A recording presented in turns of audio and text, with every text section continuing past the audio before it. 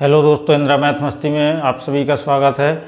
तो पिछले संडे को अपनी चर्चा समास पर हुई थी, जिसमें से हमने समास को कम्प्लीटली पढ़ लिया था और मैंने बताया था आगे आने वाली क्लास में मैं उपसर्ग और प्रत्यय से संबंधित क्लास लूँगा। उपसर्ग और प्रत्यय से संबंधित दोस्तों जितने भी रूल्स बन सकते हैं और जो जो एग्ज़ाम में महत्वपूर्ण है पूछे जाते हैं, उन सभी रूल्स की मैं चर्चा करूँगा। वैसे भी उपसर्ग और प्रत्यय में पढ़ने के लिए बहुत सारे एग्जाम्पल हैं, तो मैं वो सभी एग्जाम्पल आपको नहीं लिखा पाऊँगा, बल्कि आपको किसी पर्टिकुलर बुक से पढ़ना पड़ेगा, तैयारी करनी पड़ेगी। दोस्तों मैं तो आपको तरीके बता सकता हूँ कि ये कैसे बदलते हैं, तो उसी के अनुसार आप बदलते रहिए और प्रैक्टिस करते रहिए, तो आपको ज़्यादा अच्छे से दोस्तों क्लियर होते रहेंगे। तो आज की जो अपनी क्लास होगी वो उपसर्ग और प्रत्यय से संबंधित होगी, यानी उपसर्ग और प्रत्यय को अपन एक साथ पढ़ेंगे, जिससे हम कम समय में अधिक जानकारी जुटा सकें और समझने में भी दोस्तों हमें आसानी हो सके। तो इस क्लास को ज़्यादा से ज़्यादा लोगों तक पहुंचाइए। तब तक मैं यहाँ पर दोस्तों हेडिंग बनाऊंगा उपसर्ग और प्रत्यय की, तो इसका शाब्दिक अर्थ भी जानेंगे और दोस्तों इसका इनमें अंतर भी समझेंगे। फिर इसके बाद इनके प्रकारों को देखेंगे और कुछ महत्वपूर्ण एग्जाम्पल को देखेंगे कि हमसे एग्ज़ाम में कैसे कैसे क्वेश्चन पूछे जाते हैं। मैं वो सभी की धीरे धीरे आपसे चर्चा करता रहूँगा। तो हमारी आज की चर्चा चलेगी उपसर्ग और किसके ऊपर, प्रत्यय के ऊपर, दोनों को एक साथ पढ़ेंगे। तो मैंने आपको बताया था सबसे पहले शब्द संरचना की इकाई, तो फिर से मैं बैकग्राउंड बना लूँ। शब्द संरचना की मैंने कितनी इकाई बताई थी? शब्द संरचना की इकाई यदि आपने समास वाली क्लास देखी होगी तो उसमें बताया था, और पीछे की क्लासों में भी बताता रहता हूँ। पीछे की क्लास से ही दोस्तों उठाने का प्रयास करता हूँ। तो मैंने कितनी बताई थी? 4 बताई थी। वो कौन कौन सी थी? संधि, समास और उपसर्ग, और चौथा प्रत्यय, और एक 5वां भी बताया था जो कि संयोग बताया था। तो मैंने बताया था कि संयोग है जो, उसका प्रयोग हम उपसर्ग और प्रत्यय के साथ में ही कर लेते हैं, तो इस वजह से उसको काउंट नहीं किया जाता है। तो हम संधि वाला टॉपिक पढ़ चुके हैं, समास वाला भी पढ़ चुके हैं। आज जो पढ़ेंगे वो हम उपसर्ग और प्रत्यय से संबंधित पढ़ेंगे। तो उपसर्ग का शाब्दिक अर्थ जानेंगे और प्रत्यय का भी एक साथ शाब्दिक अर्थ जानेंगे। फिर उसकी परिभाषा के बारे में दोस्तों जानेंगे और उसके फिर इसके बाद एग्जाम्पल पढ़ेंगे। तो आज की अपनी जो हेडिंग रहेगी वो उपसर्ग और प्रत्यय से संबंधित रहेगी। तो इनमें पहले अंतर समझ ले। एक साइड उपसर्ग हेडिंग बना लेंगे और एक साइड प्रत्यय। तो यहाँ पर उपसर्ग लिख लेंगे और यहाँ पर प्रत्यय, क्योंकि हम एक साथ पढ़ेंगे, इनका तुलनात्मक अध्ययन करेंगे। तो देखिएगा, जैसे पहला पॉइंट मैं लिख दूं। पहले तो दोस्तों इसके हम पहले शाब्दिक अर्थ की चर्चा कर लें, फिर बाद में इसके अर्थ पर जाएंगे, पॉइंटों पर।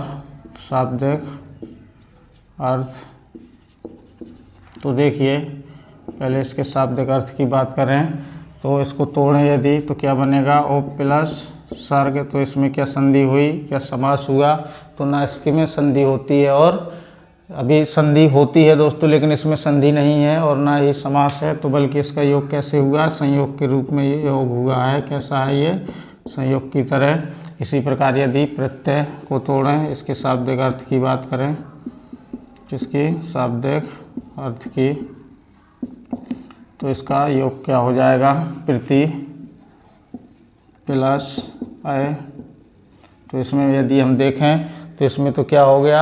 इसमें देखिए ई प्लस आ मिल करके एक संधि का निर्माण कर दिया, जो कि यण संधि हो गई। तो प्रत्यय में कौन सी संधि है? यण संधि है। आपसे क्वेश्चन ऐसा भी पूछा जा सकता है।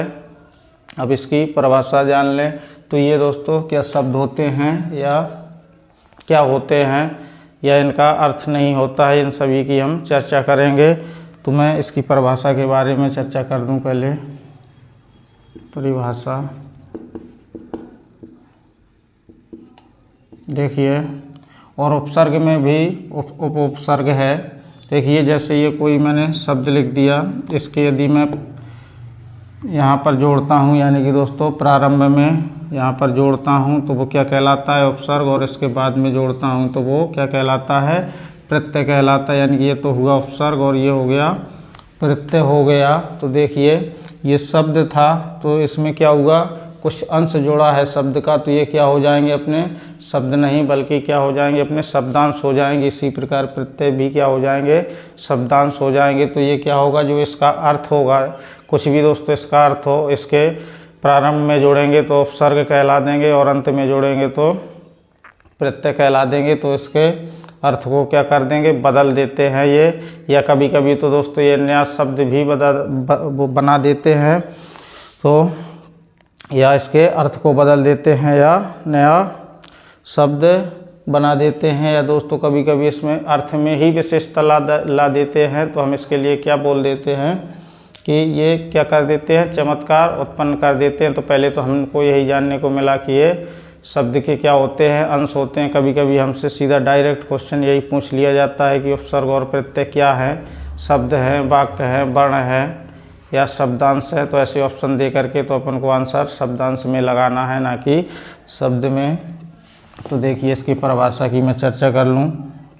ये वे शब्दांश जो किसी शब्द के क्या कर दें, ये कहाँ जोड़ते हैं, पूर्व में जोड़कर उसमें क्या कर देते हैं, चमत्कार पैदा कर देते हैं।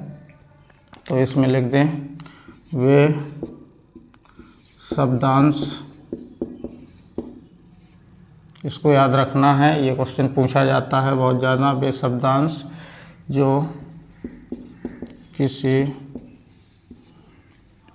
शब्द के पूर्व में जुड़कर क्या कर देते हैं, उसमें जोड़कर उसमें चमत्कार, क्योंकि 3 प्रकार से अर्थ बदलते हैं तो चमत्कार बोल सकते हैं।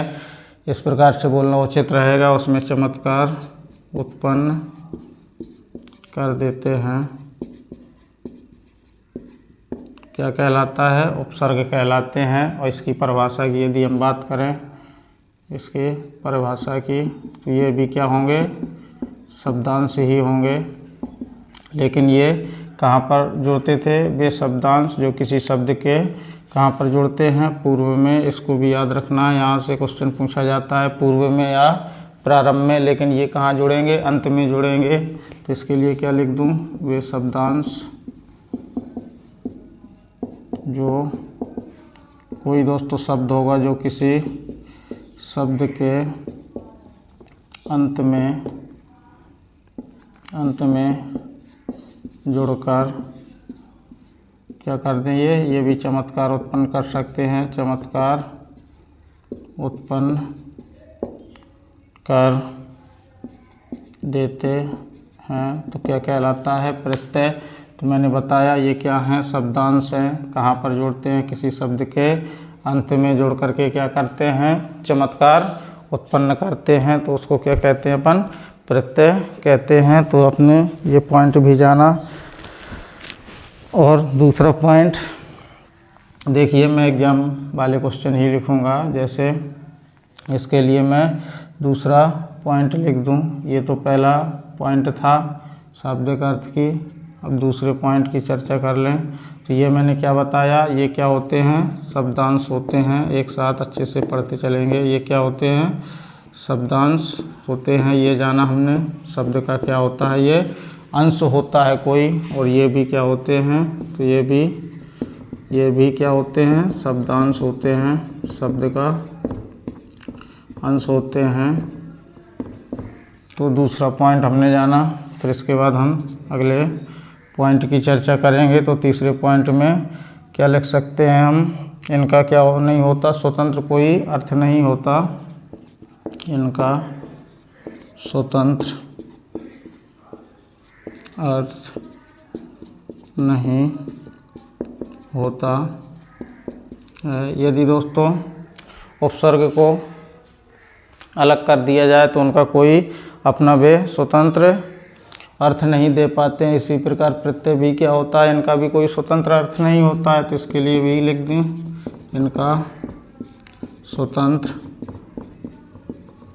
अर्थ नहीं होता है, बल्कि ये क्योंकि शब्दांश होते हैं किसी शब्द के अंत में जुड़ेंगे तो ही अर्थ दे पाएंगे, तो इनका कोई स्वतंत्र अर्थ नहीं होगा। तो आपने ये पॉइंट भी जाना। तो इसके लिए हम क्या बोल सकते हैं, जब इनका स्वतंत्र अर्थ नहीं होता तो इनका स्वतंत्र भाषा में प्रयोग भी नहीं होता होगा। तो इसका भी लिख दें। अगला पॉइंट, ये सब पॉइंट पूछे जाते हैं। इनका भाषा में क्या नहीं होता दोस्तों, इनका भाषा में स्वतंत्र प्रयोग नहीं होता। इनका भाषा में स्वतंत्र प्रयोग नहीं होता। तो इसमें भी क्या होगा, इनका भी भाषा में स्वतंत्र प्रयोग नहीं होगा। इनका प्रत्यय का भी इनका भाषा में स्वतंत्र प्रयोग नहीं होता है। तो हमने अभी तक 4 पॉइंट जान लिए हैं। तो दोस्तों आपको समझ में आ रहा होगा, मैं ऐसी उम्मीद आपसे कर सकता हूँ। और हमने 5वें पॉइंट के बारे में क्या जाना, ये शब्द के कहाँ पर जोड़ते हैं, पूर्व में या प्रारंभ में। तो ये भी पॉइंट लिख लें। ये शब्द के प्रारंभ में जोड़ करके क्या करते हैं, चमत्कार उत्पन्न करते हैं।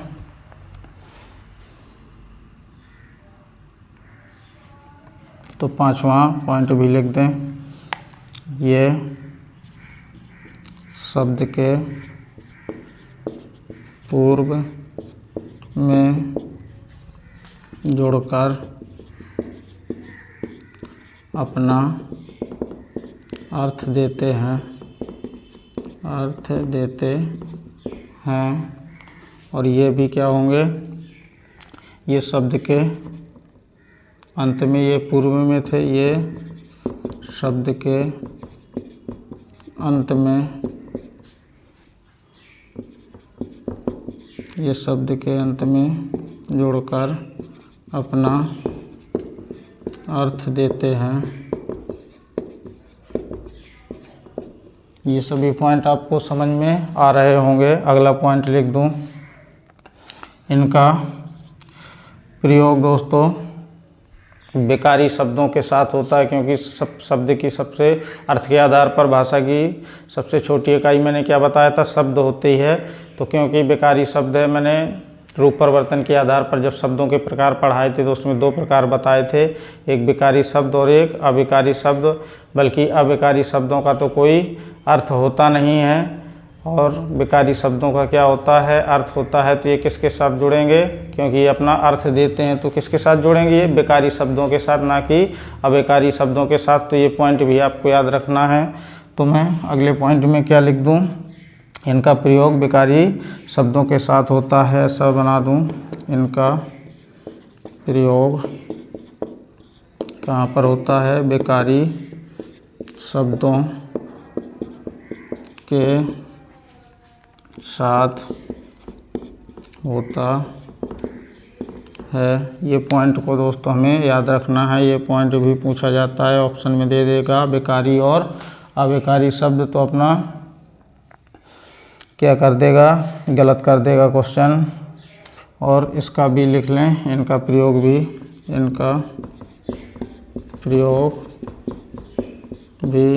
किस पर होता है, विकारी शब्दों के साथ, विकारी शब्दों के साथ। तो किसके साथ होगा, ये विकारी शब्दों के साथ। अब अगले पॉइंट की मैं चर्चा करूँगा। इनके प्रयोग से क्या होते हैं, संधि पद बनाए जा सकते हैं दोस्तों। 7वें पॉइंट में क्या कर दें,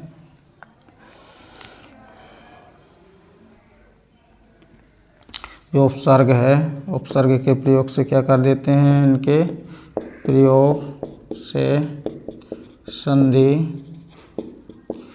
पद बनाए जा सकते हैं। यदि हम उपसर्ग का योग कर दें तो क्या हो जाता है, संधि पद आसानी से बना सकते हैं। जबकि प्रत्यय में ऐसा नहीं होता है, संधि पद नहीं बनते हैं। जब संधि पद नहीं बनते हैं तो इनसे क्या बनता है वो हम चर्चा करते रहेंगे दोस्तों। देखिएगा, इनके प्रयोग से संधि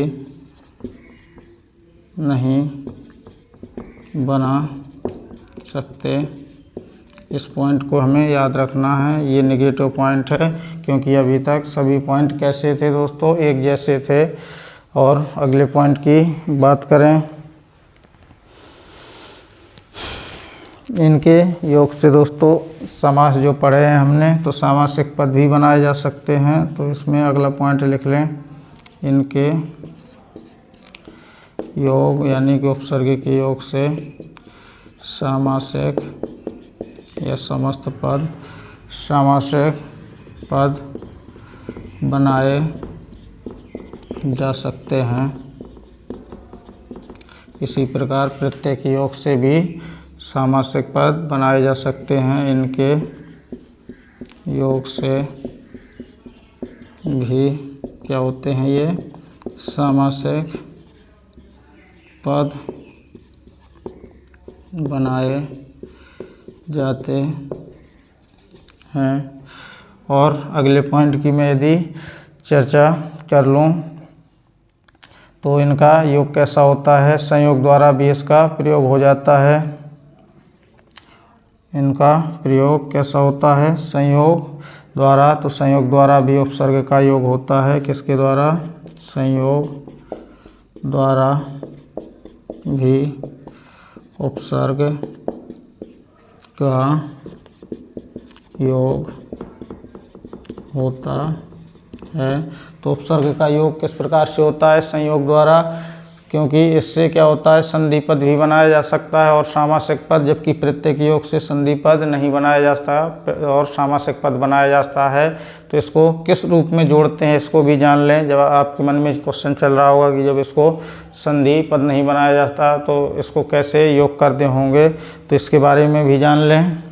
यदि प्रत्यय का दोस्तों कोई भी प्रथम वर्ण ले लें हम, प्रथम वर्ण क्या हो, स्वर हो, तो मूल शब्द के जो अंतिम वर्ण होगा उस पर क्या लगा दी जाती है, मात्रा लगा दी जाती है। या ये कह दें दूसरे नंबर पे इसके लिए और क्या शर्त लागू होती है कि प्रत्यय का जो प्रथम वर्ण होगा यदि वो व्यंजन होगा तो क्या होगा, इसमें मूल शब्द के साथ इसको संयोग की तरह जोड़ देंगे। तो इसके लिए भी जान लें, ये पॉइंट भी लिख लें।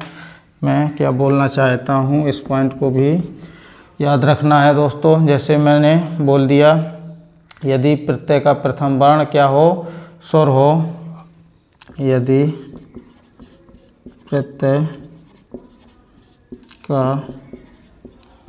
प्रथम, दोस्तों क्या आपको नीचे दिख जाएगा, तो मैं ऊपर लिख दूंगा, शायद आपको दिखाई नहीं देगा इस पॉइंट को, नहीं तो दोस्तों अपन को थोड़ी सी दिक्कत पड़ सकती है। तो थोड़ा सा मैं यहाँ पर एडजस्ट करूँगा अगले पॉइंट को।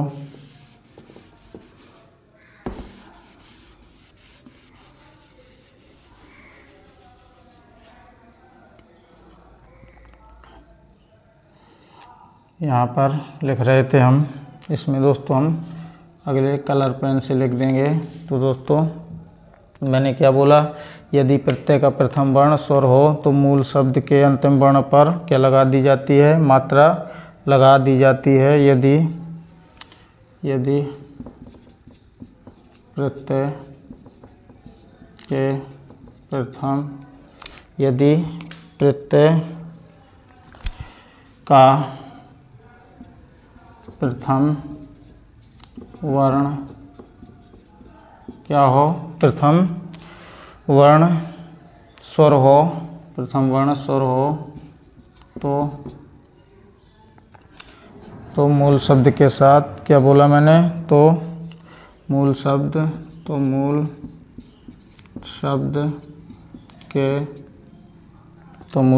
के अंतिम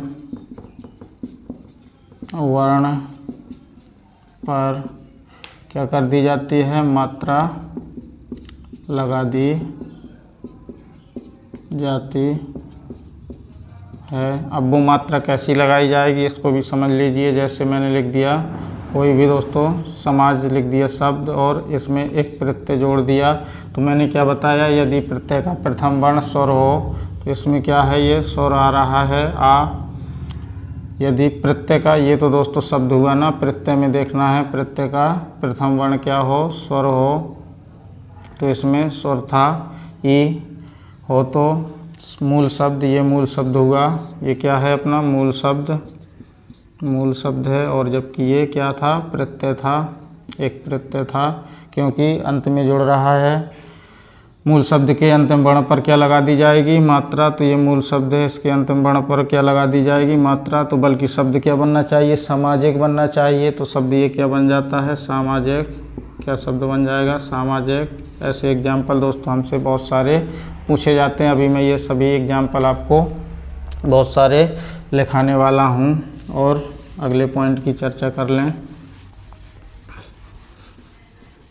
देखिएगा, यदि प्रत्यय का प्रथम वर्ण क्या हो, अभी स्वर था, अब व्यंजन हो जाए यदि, तो क्या होगा, मूल शब्द के साथ संयोग की तरह जोड़ देंगे। यदि प्रत्यय का प्रथम वर्ण क्या हो, व्यंजन हो, तो मूल शब्द के साथ क्या कर देंगे, मूल शब्द के साथ संयोग की तरह जोड़ देते हैं।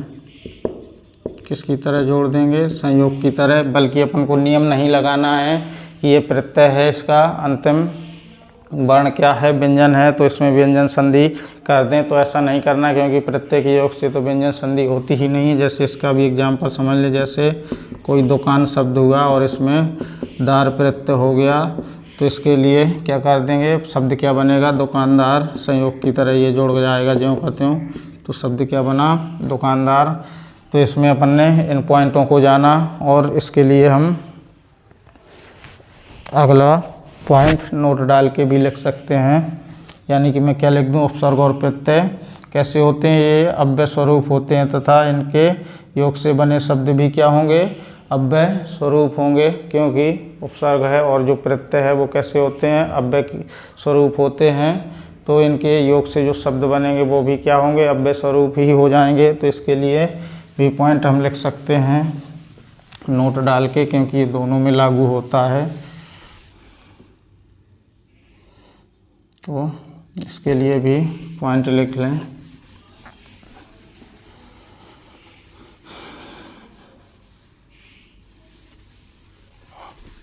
नोट डाल करके नोट लिख लेंगे। उपसर्ग और प्रत्यय कैसे होते हैं, अव्यय, उपसर्ग और प्रत्यय कैसे होते हैं, अव्यय स्वरूप होते हैं।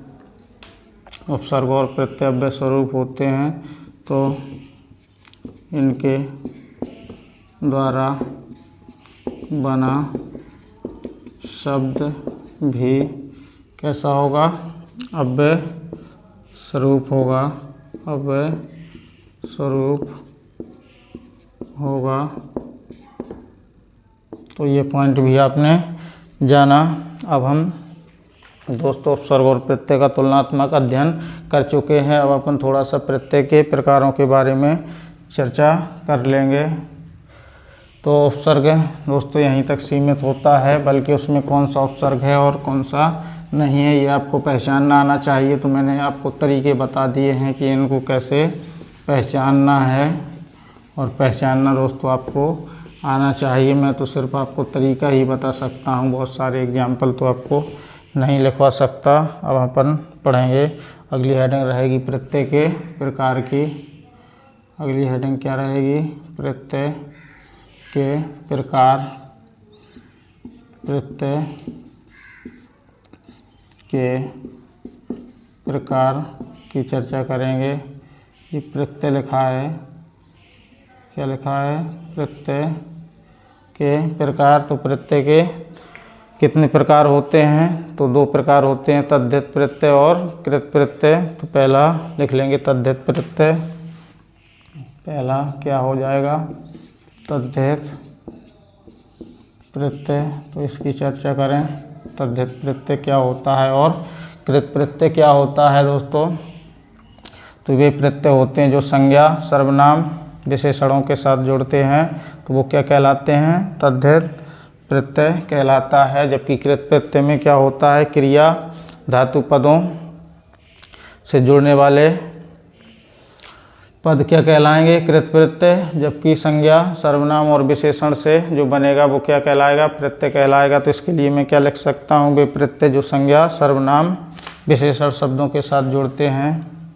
तो इसके लिए लिख दूँ, वे प्रत्यय जो संज्ञा, सर्वनाम या विशेषण, संज्ञा, सर्वनाम या विशेषण शब्दों के साथ जुड़ते हैं, क्या कहलाते हैं, तद्धित प्रत्यय कहलाते हैं। ये दोस्तों हमसे क्वेश्चन पूछे जाते हैं, मैं आपको बता रहा हूँ कि क्वेश्चन कैसे पूछा जाता है, उसको आपको याद रखना है। पूछ लेगा तद्धित प्रत्यय किसके योग से बनता है, ऑप्शन में दे देगा क्रिया, इस प्रकार से। तो क्रिया नहीं लगाना है क्योंकि क्रिया से तो कृत प्रत्यय बनेगा, तो ये संज्ञा से बनेगा और सर्वनाम से भी बन सकता है, विशेषण शब्दों से बन सकता है। और दूसरा पॉइंट क्या लिख लें, वे प्रत्यय जो संज्ञा, सर्वनाम, विशेषण शब्दों के साथ जुड़ते हैं तो क्या कहलाते हैं, तद्धित प्रत्यय। और इनसे बना जो शब्द होता है वो क्या कहलाता है, तद्धितांत कहलाता है। इनसे क्या होगा, बना शब्द क्या कहलाता है, तद्धितांत, तद्धितांत कहलाता है। कभी कभी दोस्तों हमसे इसके उपभेद पूछ लेता है, तो तद्धित प्रत्यय के कितने उपभेद होते हैं, तो तद्धित प्रत्यय के 6 उपभेद होते हैं। बल्कि आपको तद्धित प्रत्यय के 6 उपभेद होते हैं।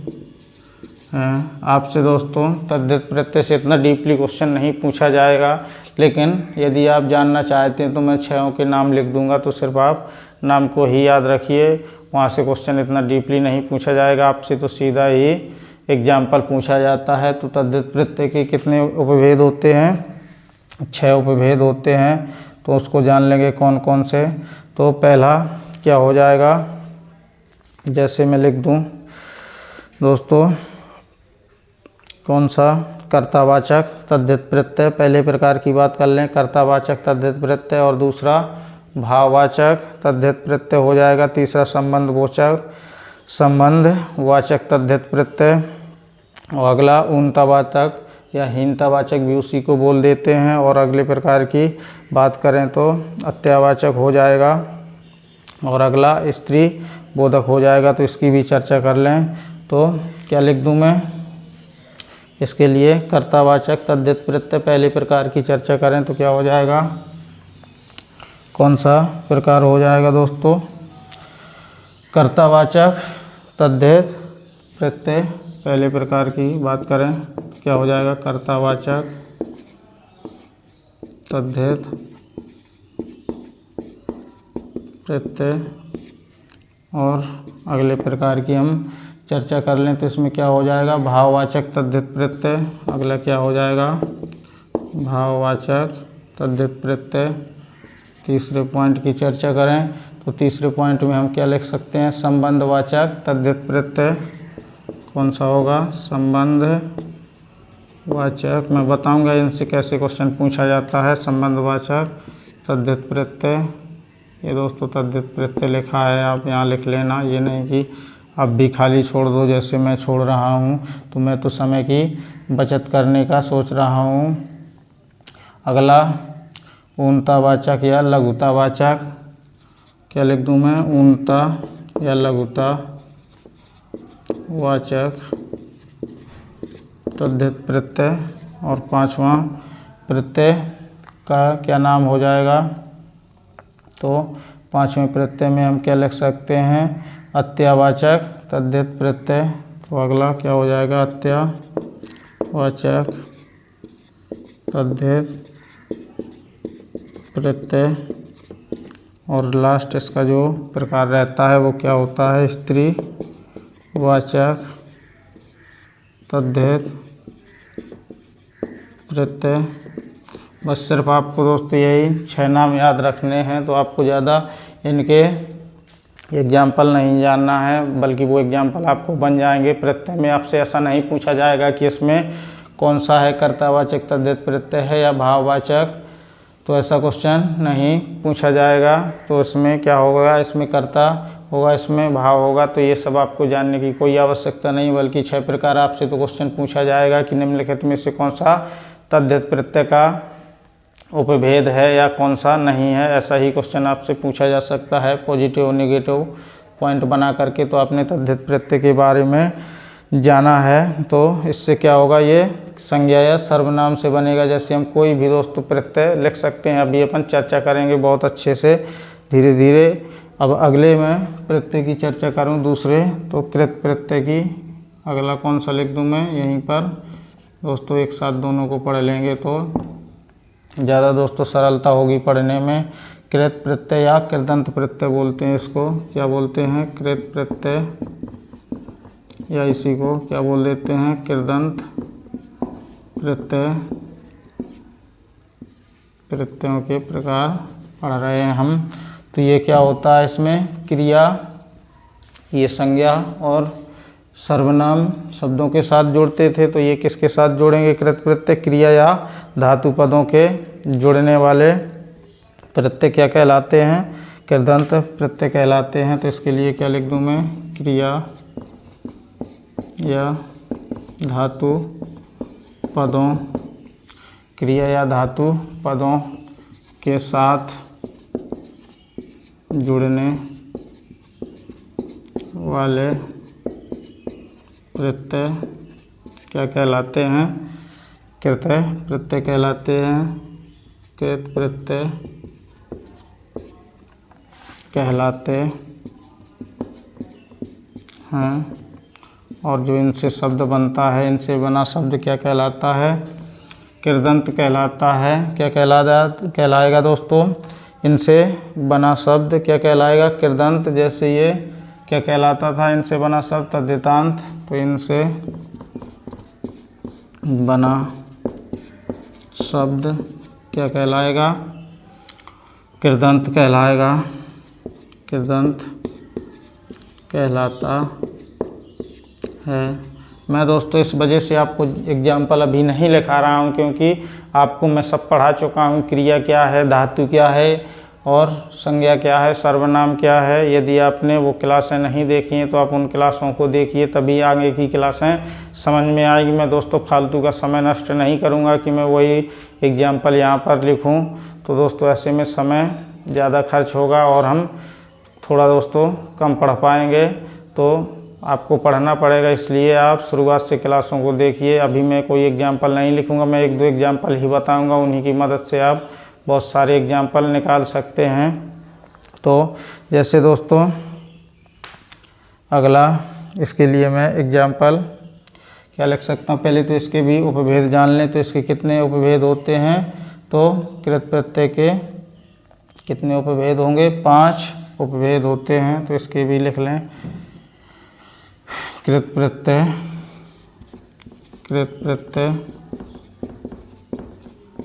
के कितने, 5 उपभेद होते हैं। अब वो कौन कौन से, उनकी चर्चा कर लें। तो पहला तो दोस्तों यही कॉमन सा रहता है, कर्तावाचक कृत प्रत्यय, कर्तावाचक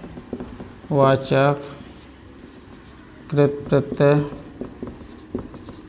दूसरा क्या हो जाएगा अपना, कर्ता के बाद कर्मवाचक कृत प्रत्यय, दूसरा कर्मवाचक कृत प्रत्यय। और तीसरा जो हो जाएगा अपना क्या हो जाएगा, करणवाचक कृत प्रत्यय। तीसरा करणवाचक कृत प्रत्यय। और जो चौथे दोस्तों हम प्रकार की बात करेंगे तो वो क्या हो जाएगा, भाववाचक कृत प्रत्यय।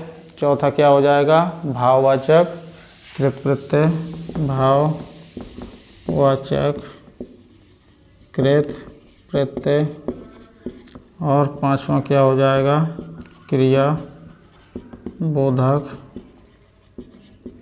कृत प्रत्यय। उम्मीद है आपको यहाँ नीचे दिख जाएगा, और नहीं भी दिख रहा होगा तो मैं बोल रहा हूँ क्रिया बोधक कृत प्रत्यय लिखा है।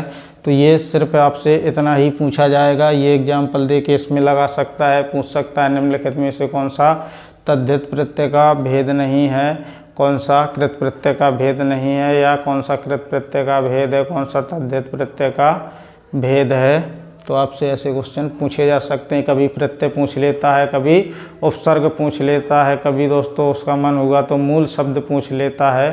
तो मूल शब्द तो उपसर्ग और प्रत्यय के योग से जो शब्द निकलेगा उससे दोस्तों जो मूल शब्द होगा वो कौन सा शब्द होगा, विकारी शब्द होगा।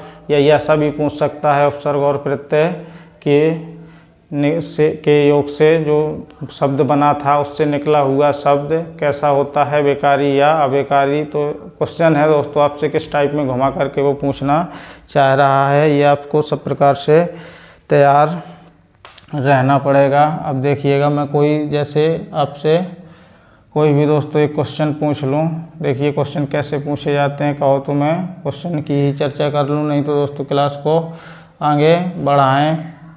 देखिए यहीं पर क्वेश्चन लिख दें दोस्तों, एक क्वेश्चन की चर्चा मैं कर ही लेता हूँ, फिर इसके बाद क्लास को आगे बढ़ाएंगे, क्योंकि क्लास भी दोस्तों थोड़ी सी लंबी हो सकती है, क्योंकि हमें उपसर्ग और प्रत्यय को एक साथ पढ़ना है। तो थोड़ी सी क्लास लंबी हो जाएगी, बल्कि एक दो एग्जाम्पल की मैं चर्चा कर लूँ आपसे। हमसे क्वेश्चन कैसे पूछे जाते हैं देखिए उसकी चर्चा कर लूँ। जैसे कोई भी क्वेश्चन लिख दूँ मैं, देखिए इस प्रकार से क्वेश्चन पूछा जा सकता है, जैसे घबराहट। और दोस्तों एक और लिख दूँ मैं घबराहट के साथ, जैसे हड़बड़ाहट, हड़बड़ाहट, हड़बड़ाहट।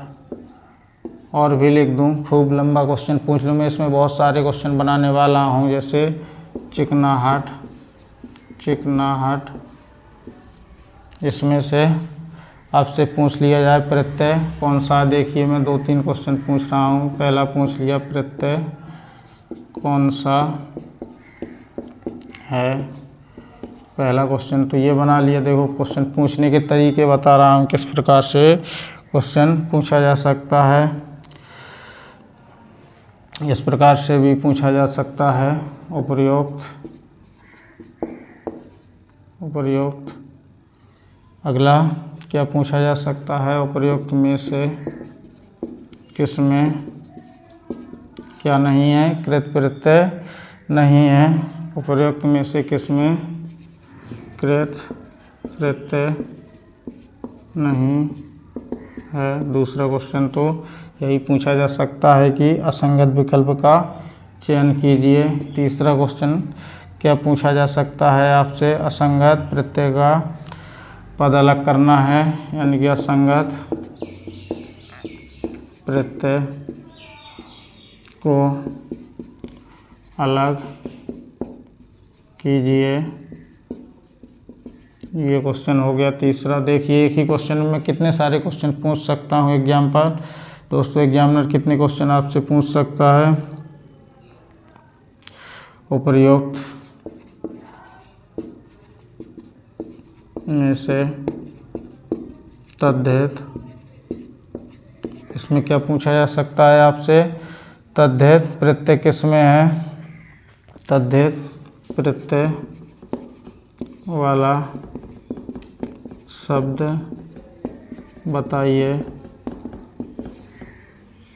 तो देखिए इसके चार आपसे क्वेश्चन दोस्तों पूछ लिए जाते हैं, तो आपको कैसे इनके आंसर देना है। तो पहला तो क्वेश्चन यही पूछा गया है कि प्रत्यय इसमें कौन सा है, तो घबराहट, हड़बड़ाहट और चिकनाहट, ये तीनों शब्द एक जैसे हैं।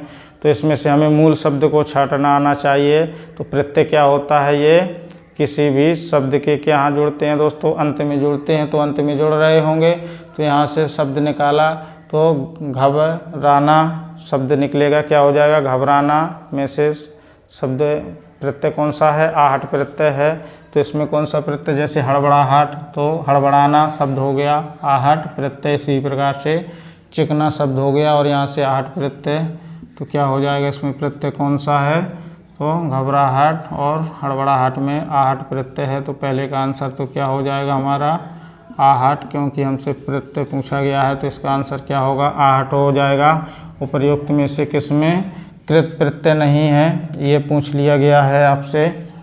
तो देखिए कृत प्रत्यय मैंने बताया, जो शब्द किस में होते हैं, क्रिया या धातु पदों से जुड़ते हैं तो उसको क्या बोलते हैं, हम कृत प्रत्यय जोड़ते हैं। तो पहले तो हम ये छांट लें कि किस में कृत प्रत्यय है, तो उनको काटते जाएं। तो देखिएगा, जैसे घबराना, हड़बड़ाना और चिकना। तो घबराना ये क्या है, क्रिया से बना है तो कृत प्रत्यय हो जाएगा। इसी प्रकार हड़बड़ाना भी क्रिया से बना है। मैंने बताया है कि धातु में ना जोड़ने से क्रिया का रूप हो जाए, जैसे पढ़ना लिखना, इस प्रकार से मैंने आपको बताया था। तो घबराना, हड़बड़ाना ये क्या है, कृत प्रत्यय हैं, जबकि चिकना ये क्या है, तद्धित प्रत्यय है। तो इसका आंसर क्या हो जाएगा, इसमें नहीं है, तो इसका आंसर यही होगा। तो इसका आंसर क्या है, चिकनाहट। उपरोक्त में से किसमें कृत प्रत्यय नहीं है, तो चिकनाहट में। तो इसका आंसर क्या होगा, चिकनाहट। आपको ऑप्शन दिए जाएंगे। इसी प्रकार से उपर्युक्त असंगत प्रत्यय को अलग कीजिए। तो देखिए ये तद्धित प्रत्यय है और ये भी दोस्तों ये कृत प्रत्यय है, तद्धित बोल दिया मैंने, ये भी कृत प्रत्यय है। तो ये क्या है अपना, तद्धित प्रत्यय है। तो इसका आंसर क्या हो जाएगा, तद्धित प्रत्यय, क्योंकि यही अलग है और बाकी दो कृत प्रत्यय हैं। तो ये भी क्या हो जाएगा, इसका असंगत। इसका आंसर भी क्या होगा, चिकनाहट हो जाएगा। उपर्युक्त में से तद्धित प्रत्यय वाला शब्द बताइए। तो किस में तद्धित प्रत्यय है, तो चिकनाहट में। तो इसमें कौन सा शब्द है, सिर्फ शब्द बताना है दोस्तों, ना कि दोस्तों पूरा आंसर। तो क्या हो जाएगा, इसमें चिकनाहट शब्द हो जाएगा। किस में है, इसमें इसी में पूछा जा रहा है, ना कि अलग से। तो चिकनाहट इसका आंसर हो जाएगा, चिकनाहट। तो देखिए इस क्वेश्चन को 3 प्रकार से कैसे घुमाया जा सकता है, आपको सभी एंगल से तैयार रहना पड़ेगा। आपसे किस प्रकार से क्वेश्चन पूछा जा सकता है। अगले नियमों की दोस्तों हम चर्चा करते रहेंगे। जैसे मिठाई में से कौन सा प्रत्यय है, तो मीठा शब्द है। तो मैंने बताया वे प्रत्यय जो संज्ञा सर्वनाम विशेषण से बनते हैं तो वो क्या कहलाते हैं, तद्धित प्रत्यय। तो मिठाई शब्द कैसा हुआ, इसमें ई प्रत्यय है। और शब्द कैसा हुआ, मीठा, ये कैसा है, विशेषण है। तो ये कौन सा प्रत्यय हो जाएगा, तद्धित प्रत्यय हो जाएगा। जैसे लिखाई, लिखना, ये कृत प्रत्यय, पढ़ाई, पढ़ना, ये भी कृत प्रत्यय के उदाहरण है। तो ऐसे आपको दोस्तों पढ़ने पड़ेंगे। अब मैं कुछ विशेष प्रत्ययों की चर्चा कर लूँगा, यानी कि विशेष तथ्य भी बोल सकते हैं या प्रत्यय भी बोल सकते हैं। यहाँ से एग्ज़ाम में हमसे क्वेश्चन पूछे जाते हैं तो इनकी चर्चा करेंगे। यहीं से दोस्तों हमसे एग्ज़ाम में क्वेश्चन ज़्यादा पूछे जाते हैं तो इन्हीं की चर्चा करेंगे। यानी कि मैं इसके लिए क्या लिख सकता हूँ, आ और ई और दीर्घ ई। इसके लिए मैं क्या लिख दूँ, यानी कि ह्रस्व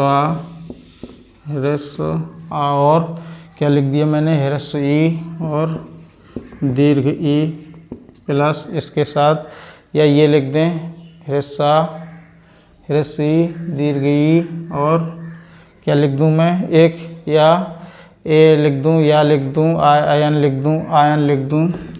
और इसके लिए क्या लिख दूँ मैं, एक लिख दूँ, एक, और क्या लिख दूँ, ए या आय। और अगला क्या लिख दूँ मैं, आयन या आयन, आयन या आयन। तो देखिए इनके योग से मूल शब्द के प्रथम वर्ण में क्या हो जाएगा, स्वर निम्नानुसार बदल जाता है। मैं कुछ एग्जाम्पल लिखूँगा इनके योग से, तो इनका योग होगा, इनके योग से, इनके योग से मूल शब्द के प्रथम वर्ण में, इनके योग से मूल शब्द के प्रथम वर्ण में निम्नानुसार बदल देते हैं। के मूल शब्द के प्रथम वर्ण में जुड़ा स्वर में जो इससे स्वर जुड़ा होगा, जुड़ा स्वर निम्नानुसार बदल देते हैं। देखिए इस प्रकार से बदलेंगे, निम्नानुसार बदल देते हैं। इसके एग्जाम्पलों की मैं चर्चा करूंगा। जैसे देखिएगा, शब्द के प्रारंभ में क्या आ जाए दोस्तों, आ जाए, यानी कि शब्द के प्रारंभ मैंने क्या बोला, आ बोल दिया, या उनमें से कोई भी शब्द बोल दिया तो इसके साथ क्या हो जाएगा, ये दीर्घा। तो इस किस में बदलेगा, ये आ में बदल जाएगा। जैसे देखिए दोस्तों, समाज शब्द हुआ, अभी मैंने एग्जाम्पल लिखा था उसी को फैल रखा हूँ मैं। समाज के साथ क्या जोड़ा मैंने, एक प्रत्यय जोड़ दिया, एक प्रत्यय, तो शब्द क्या बन गया, सामाजिक। शब्द क्या बना, सामाजिक, क्या बन जाएगा, सामाजिक। तो देखिए इस प्रकार से जोड़ा, ये ह्रस्व था, दीर्घ हो गया। दूसरा एग्जाम्पल इसी प्रकार से हम लिख सकते हैं, जैसे परिवार प्लस एक प्रत्यय, तो क्या हो जाएगा, पारिवारिक शब्द बन जाएगा। क्या बन जाएगा, पारिवारिक कि पारिवारिक, तो क्या शब्द बनेगा, पारिवारिक। धार्मिक और मार्मिक, इस प्रकार से आप बहुत सारे एग्जाम्पल लिख सकते हैं। जैसे मैं एक साथ लिखूंगा दोस्तों, अब मैं बार बार तोड़ के नहीं बताऊंगा, समय को जाया नहीं करूंगा। धार्मिक, मार्मिक, इनमें से प्रत्यय पूछे जा सकते हैं, तो एक प्रत्यय, इसमें भी एक प्रत्यय शब्द भी पूछा जा सकता है। तो अपन जल्दबाजी में पारिवार लगा देते हैं, या अपन को ऑप्शन में दे दिया जाता है समाज प्लस एक प्रत्यय जोड़ने से कैसा शब्द बनेगा, तो सामाजिक पहला ऑप्शन रहता है, तो बल्कि सामाजिक नहीं बल्कि सामाजिक। इसी प्रकार से पारिवारिक, तो पहला तरीका जाना आपने। अब दूसरे तरीके को भी दोस्तों जान लें। या ई के साथ ए है, वो तो किस में बदलेगा, आई में, यानी कि दूसरा पॉइंट बता रहा हूँ मैं। ई या दीर्घ ई, ए, इसके साथ क्या होगा, इसमें ए आ, ऐ हो, ए या ऐ, तो ये किस में बदलेगा, आई में बदलेगा। देखिएगा, जैसे इसके लिए मैं कोई भी उदाहरण लिख दूँ, जैसे ईश्वर शब्द हुआ, ईश्वर में से हमने क्या जोड़ दिया, ईश्वर में से या प्रत्यय को जोड़ रहा हूँ मैं, किसको, या प्रत्यय को, तो ये किस में बदलेगा, ऐ में बदल जाएगा। तो क्या हो जाएगा, ऐश्वर्य, ऐश्वर्य हो जाएगा। क्या बन जाएगा शब्द, ऐश्वर्य, ऐश्वर्य। इसी प्रकार देखिए, जैसे दूसरा लिख दूँ मैं, इतिहास, इसके साथ एक प्रत्यय जोड़ा तो क्या बना शब्द, ई के साथ क्या बनेगा, ऐ, तो क्या बन जाएगा, ऐतिहासिक। ये एग्जाम्पल बहुत सारे दोस्तों पूछे गए हैं एग्जाम्पल। ये एग्जाम्पल बहुत ही इम्पोर्टेंट है, ये बहुत सारे एग्जामों में आए हुए हैं, तो मैं उन्हीं एग्जामों वाले क्वेश्चन ही आपके सामने लिख रहा हूँ। जैसे अगला लिख दूँ मैं, एक प्लस या शब्द, इस प्रकार से एक, तीसरा प्लस या शब्द, तो क्या बनेगा, इससे एक का शब्द बनेगा। क्या बनेगा, एक हो गया। इस प्रकार से आपको याद रखना है। ऐसे तो बहुत सारे दोस्तों एग्जाम्पल हैं, मैं जितने भी लिखूंगा वो सभी कम पड़ जाएंगे। अगले एग्जाम्पलों की दोस्तों चर्चा कर लें हम। क्या मैं यहीं पर दोस्तों लिख दूं तीसरे एग्जाम्पल की, अगले कलर पेन से लिखूंगा मैं। जैसे मैंने लिख दिया तीसरा पॉइंट लिख रहा हूँ दोस्तों, इसी में लिख देंगे, ठीक है।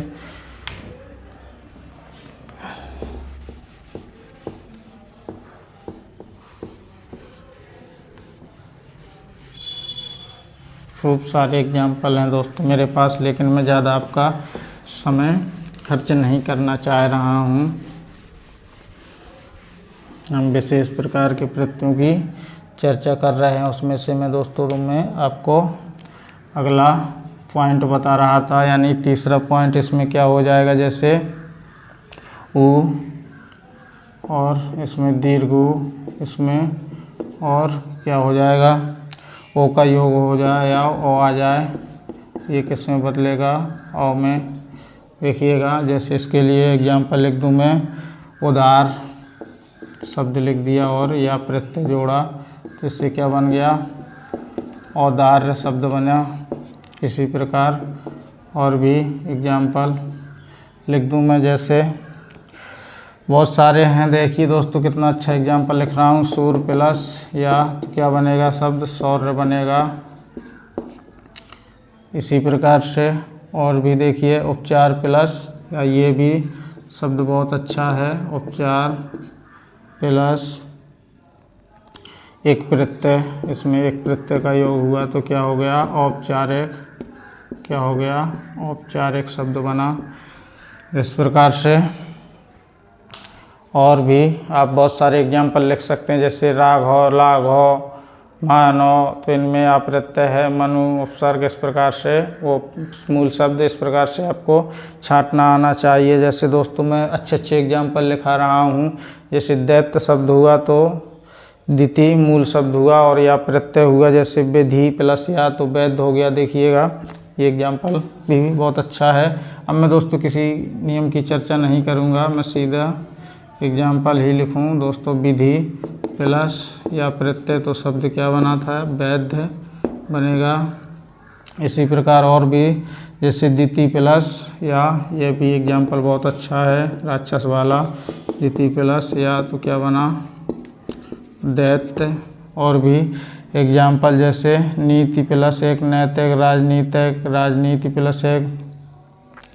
अगले सब नियम की दोस्तों मैं थोड़ी सी चर्चा कर लूँ। शब्द के प्रारंभ में आने वाली री का क्या बन जाता है, आर बन जाता है। इसके लिए अगले पॉइंट की चर्चा कर लें हम, यानी कि शब्द के प्रारंभ में, शब्द के प्रारंभ में आने वाली, शब्द के प्रारंभ में आने वाली इस ऋषि का क्या बन जाता है, आर बन जाता है, आर बन जाता है। अब वो कैसे, देखिए इसका भी एक दो एग्जाम्पलों की चर्चा कर लूँ मैं। जैसे पृथक प्लस या तो क्या बनेगा, पार्थक, यानी कि पृथक प्लस आ, तो इससे शब्द क्या बना, देखिए ये ऋषि वाला था तो किस में बना, ये आर में बनेगा तो क्या बनेगा, पार्थक, पार्थक शब्द बन गया। देखिए जैसे वेरी वेरी इम्पोर्टेंट दोस्तों मैं एग्जाम्पल लिख रहा हूँ, जैसे पृथ्वी लिख दिया मैंने, तो इसमें क्या बना, देखिए इसको तोड़ा तो शब्द क्या है, पृथु प्लस, और इसमें प्रत्यय कौन सा है, ई प्रत्यय। ये दोस्तों अच्छे अच्छे लोगों को ऐसे प्रत्यय नहीं दोस्तों पढ़े होंगे उन्होंने, जो हम प्रत्यय अब पढ़ रहे हैं। तो ऐसे में बहुत सारे एग्जाम्पल आपको लिखा सकता हूँ, वो दोस्तों सभी कम ही पढ़ते रहेंगे। तो आज के लिए हम इतना ही पढ़ेंगे। हमने उपसर्ग और प्रत्यय को दोस्तों कम्प्लीटली पढ़ लिया है। जो अब हमारी अगली क्लास होगी वो वाक्य शुद्धि से संबंधित होगी, यानी कि वाक्य को कैसे शुद्ध करना है, कौन सा वाक्य शुद्ध है, कौन सा वाक्य अशुद्ध है, तो उन सभी की चर्चा करेंगे। फिर इसके बाद हम लगभग दोस्तों व्याकरण का पूरा ही अंग दोस्तों हम पढ़ चुके हैं, थोड़ा बहुत बाकी है तो उसको धीरे धीरे दोस्तों हम कंप्लीट करते रहेंगे। जब हमारी अब अगली क्लास होगी तो हमारी वाक्य शुद्धि से संबंधित होगी। फिर इसके बाद अपन दोस्तों साहित्य वाला पोर्शन भी स्टार्ट करेंगे, यानी रस छंद अलंकारों को भी दोस्तों पढ़ने वाले हैं। तो आज के लिए इतना ही, धन्यवाद।